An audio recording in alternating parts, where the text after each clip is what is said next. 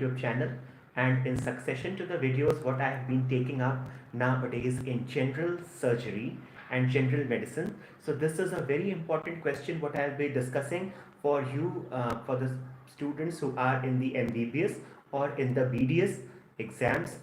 It has been very frequently asked about the rheumatic fever. So when we look at the rheumatic fever, and there are certain manifestations of rheumatic fever. So acute rheumatic fever has been very frequently asked in your professional exams. And what are the clinical signs and symptoms what are associated to rheumatic fever? So this video I'll be mainly focusing upon the important differences in the arthritis what is caused due to rheumatic fever, and there is another what is called as the rheumatoid arthritis. So students and viewers, beginning with, so the important differences between rheumatoid arthritis and the rheumatic arthritis, which has been very importantly asked in the professional exams for the MBBS as well as the BDS students. This is quite an important question as in the professional exams when it comes to the theoretical parts in writing as well as in the Viva OC exams. So students and viewers, beginning with rheumatoid arthritis. So we'll be discussing these differences, and slowly and gradually we'll discuss as to what are the important differences and based on what characteristic feature. So when it comes to rheumatoid arthritis, the age of onset is in the elderly age group, that is between the ages of 25 to 40 years. This rheumatoid arthritis is seen. But the rheumatic arthritis, that the arthritis what is occurring in the patients of having acute rheumatic fever or in the condition of rheumatic fever, so the arthritis, the inflammation of the joints what is occurring in rheumatic fever, is the age of onset for rheumatic arthritis is 2 to 15 years, because the acute rheumatic fever occurs in that particular age group. So the age group is 2 to 15 years.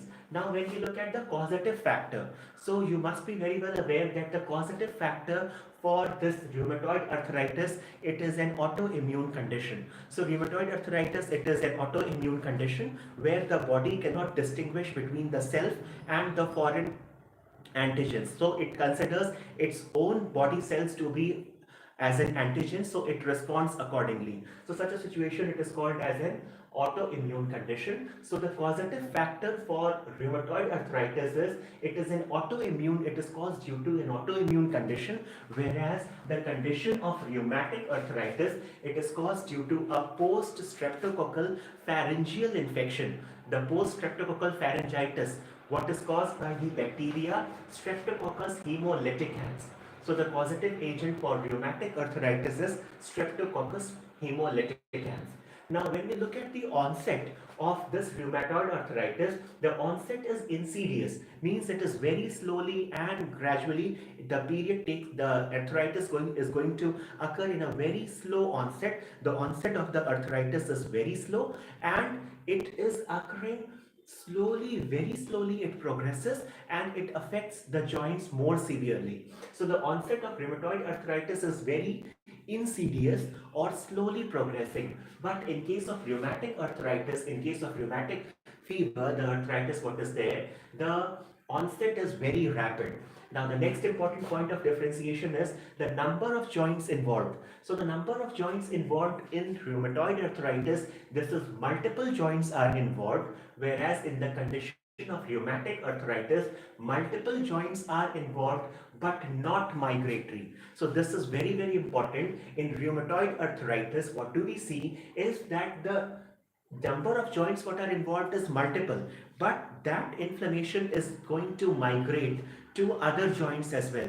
That pain is going to migrate to the other joints as well, but it is not so in case of rheumatic arthritis. Now the other symptoms what are associated to rheumatoid arthritis, what do we find is that there the patient may experience weakness, the fatigue, and the low fever can be seen in such patients. But in rheumatic arthritis, what do we find is the patient, since he is suffering from acute streptococcal infection or acute streptococcal pharyngitis the patient is having, so the patient may manifest with fever, chills, pallor, and low anemia. So the patient is suffering from such conditions. When we look at the stiffness of the joints, So in case of rheumatoid arthritis, there is mild to moderate stiffness of the joints is seen, but in case of rheumatic arthritis, usually the stiffness of the joint is not marked since it is having a bacterial origin. So it is due to a fever manifestation. So basically the streptococcal bacteria, they also cause pain in the joints, but the stiffness of the joints is not marked in case of rheumatic arthritis. Now moving on to the swelling and effusion. So what kind of a swelling is seen in rheumatoid arthritis? So the swelling, what is seen, it is a fusiform swelling. So fusiform swelling, you can look at the shape of the fusiform swelling. A swelling which is having a more of the bulbous enlargement in the center and the apex are little bit narrowed or constricted. So such a shape, it is called as a fusiform. So in case of the swelling and effusion, what is associated to rheumatoid arthritis, the effusion, the swelling, it is a fusiform swelling. You can see fusiform swelling of the fingers and its finger joints is seen, as well as the effusion of the bigger joints. So that swelling, that effusion is seen in the bigger joints in rheumatoid arthritis. While in case of rheumatic arthritis, what do we see is that the swelling and effusion, it is present over there. Now, when we look at the skin changes, so since the patients of rheumatoid arthritis, what are the skin changes what can be seen? So skin may be smooth and shiny just because of the joints, they are getting inflamed. So the skin may be smooth and shiny, but in case of rheumatic arthritis, since it is caused due to a bacterial infection, what is affecting the upper respiratory, upper tract, that is upper pharyngeal region, post-streptococcal infection is there, post-streptococcal throat infection particularly is there. So this rheumatic arthritis, the skin changes, what can be seen is, it is red due to inflammation.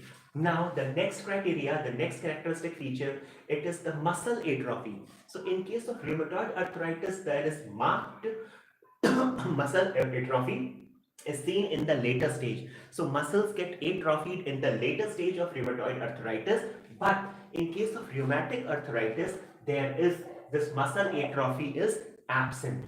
Now when we move to the distribution, so what are the areas, what are the sites of the body where the rheumatoid arthritis is spreading, or the distribution of this area? So it is mostly seen that there is bilateral and symmetrical proximal interpharyngeals are involved. So do remember that the pharynx, these are the pharyngeals.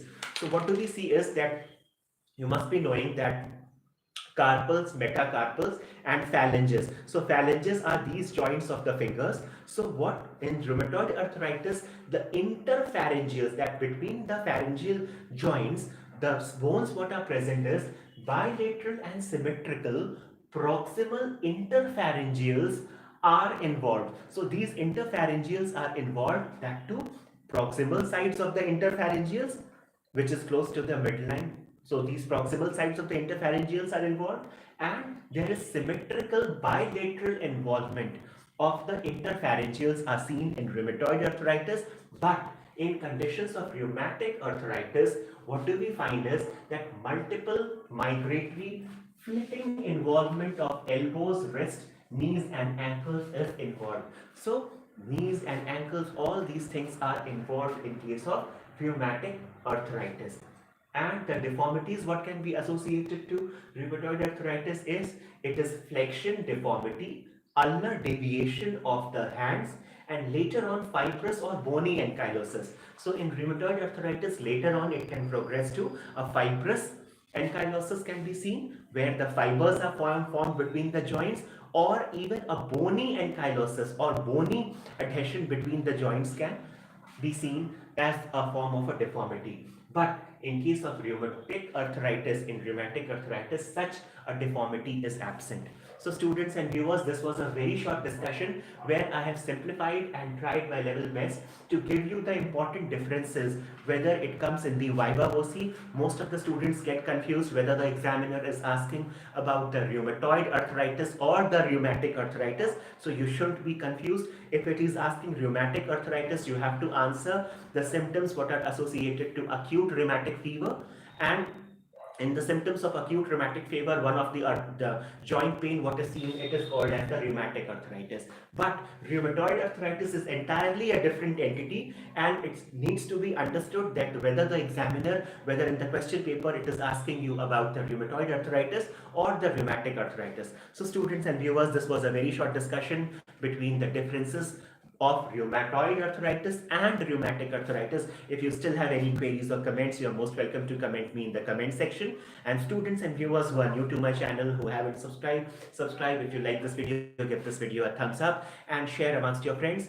Those who are new, subscribe and don't forget to press the bell icon so that you can be further updated for my upcoming videos. Thank you for watching.